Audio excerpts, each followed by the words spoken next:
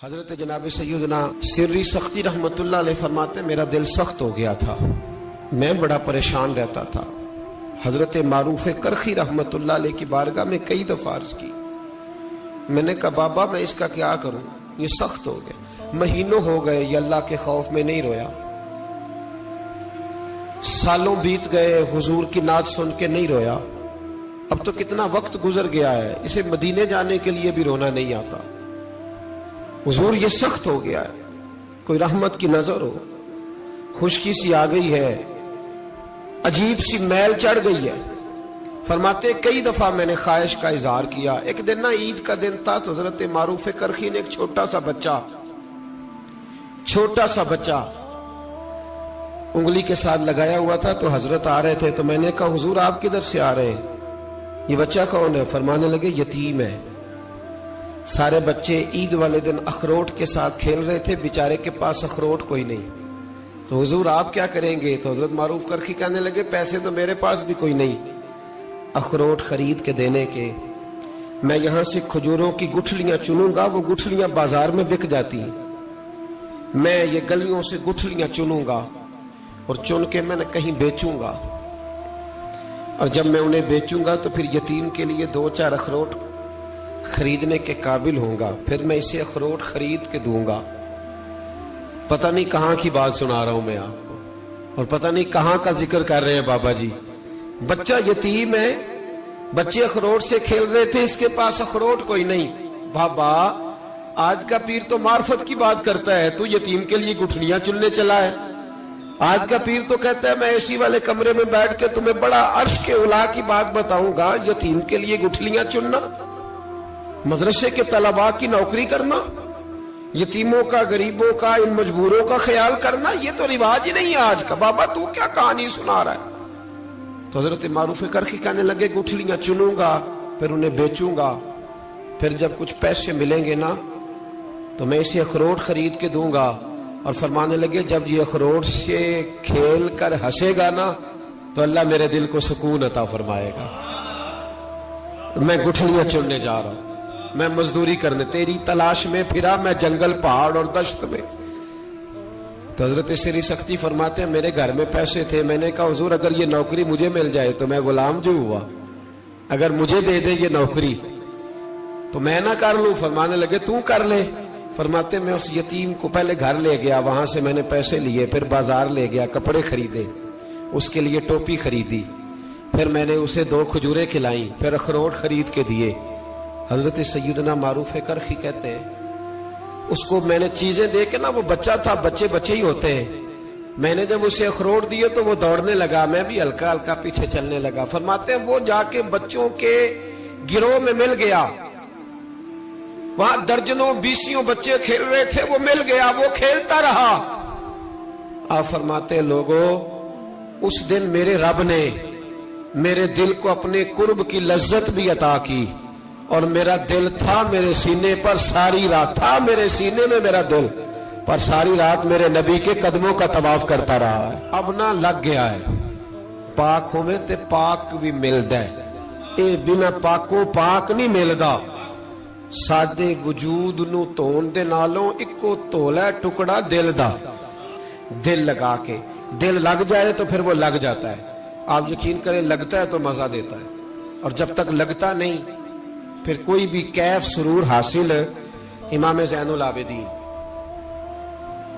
رضی اللہ تعالیٰ عنہ مولا علی شیر خدا کے پوتے، امام حسین کے صاحبزادے، سیدہ پاک کی پیاری نسل، امام زین العابدین گھر میں نماز پڑھ رہے تھے، غور کرنا بات پہ، گھر پہ نماز پڑھ رہے تھے، گھر میں آگ لگ گئی۔ جب آگ لگی ہے تو پھر شور بھی ہوتا ہے، کچھ لوگوں نے شور مچایا، آگ آگ آگ، دور دراز سے لوگ دوڑے، آپ کا ایک چھوٹا بچہ بھی پاس سویا ہوا ہے، آگ لگ گئی، شور ہو رہا، دور دراز سے لوگ پانی لے کے دوڑ رہے ہیں، آگ بجھائی جا رہی، امام صاحب نماز پڑھ رہے ہیں،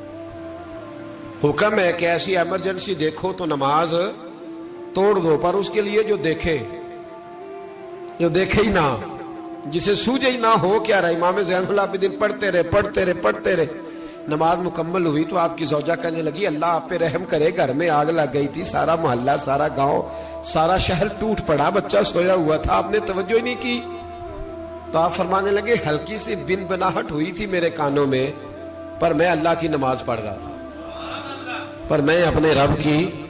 میں اس کی نماز پڑھ رہا تھا، تیرے عشق کی انتہا چاہتا، تیرے عشق کی انتہا چاہتا، تیرے عشق کی انتہا چاہتا، میری سادگی دیکھ کیا چاہتا ہوں، ذرا سا تو دل ہے مگر شوق اتنا، وہی لن ترانی سنا چاہتا ہوں، مجھے کیا خبر ادھر کیا ہو رہا، ادھر میں تو اس کے ساتھ میرا تعلق تھا، میں تو اللہ کی بارگاہ میں حاضر تھا، مجھے کیا پتا۔ بی بی کہنے لگی آگ لگ گئی تھی، تو فرمانے لگے بھلی مانت چپ کر، تم دنیا کی آگ بجھا رہے تھے، میں جہنم کی آگ بجھا رہا تھا، تم لوگ اپنے شور میں تھے تو میں اپنے ذائقے میں۔ الذین ھم فی صلاتہم خاشعون، فرمایا یہ لوگ اپنی نمازوں میں عاجزی کر، دل لگا کے کرتے ہیں جو کرتے ہیں۔ اور بڑی خوبصورت مثال ہے، حضرت رومی نے لکھی ہے، بڑی مشہور بھی ہے۔ ایک نمازی نماز پڑھ رہا تھا، میری طرح کا نمازی، مجنوں اس کے آگے سے گزر گیا، لیلا کے گھر جا رہا، تو نمازی اتحیات پہ تھا، اتنی دیر میں اس نے بھی نماز مکمل کر لی، تو پیچھے سے جا کے مجنوں کا گریبان تھاما،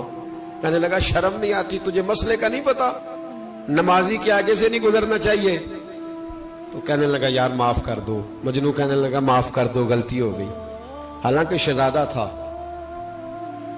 تھا، پر معافیاں کیوں مانگ رہا ہے؟ اس لیے کہ کسی سے دل جو لگ گیا ہے، عاجزی آ گئی، ان کے چل یار معاف کر دے، تیری مہربانی، نمازی ناراض نہ ہو جائے، نمازی بڑے ڈاڈے ہوتے ہیں، کئی دفعہ بڑے سخت ہوتے ہیں، نمازی تھا بڑا پکا، تو وہ کہنے لگا نہیں، نماز خراب کر دی تو نے، تجھے پتہ نہیں آگے سے نہیں گزرنا چاہیے، اور ویسے بھی زمانے کا رواج ہے جو معافی مانگ لے لوگ سمجھتے ہیں بزدل ہے، یہ بھی بڑا مسئلہ ہے، آپ تھوڑا سا کہہ دے کہ جب دیکھی جائے گی جو ہوگی، لوگ سمجھتے ہیں نہیں ہے دم کم، معافی مانگ لے سامنے والا بگڑ جاتا ہے، الا ماشاءاللہ،